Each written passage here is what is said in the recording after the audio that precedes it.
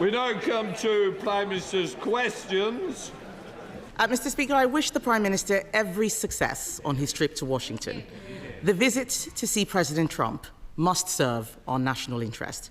The Prime Minister and I are completely united in our support for Ukraine as a proud and sovereign nation. Yeah. What specific steps will he take to ensure Ukraine is at the negotiating table for any peace settlement?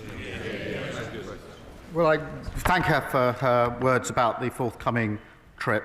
And it is right, and I think the whole House will think it's right, that Ukraine must be at the table at negotiations. There can be no negotiations about Ukraine without Ukraine. That has been my consistent position in all of the discussions that I've had. That will continue to be my position, because this is about the sovereignty of Ukraine and their ability to decide for themselves the future of their country. So they must be at the table.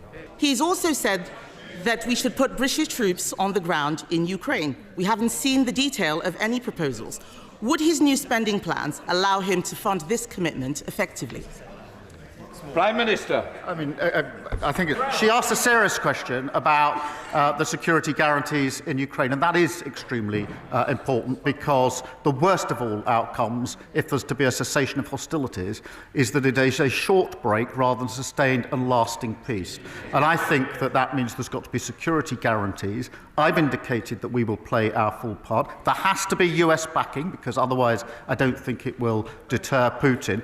We are working on that. I'm having extensive discussions about it, not in a position to put details before the House, as she well knows today, but I'll continue down that route, because I want a lasting peace in Ukraine and Europe for the safety and security of Ukrainians, of Europeans, and of course for everybody in this country. Leader of the Liberal Democrats, Sir Ed Davey. Yeah. Thank you, Mr.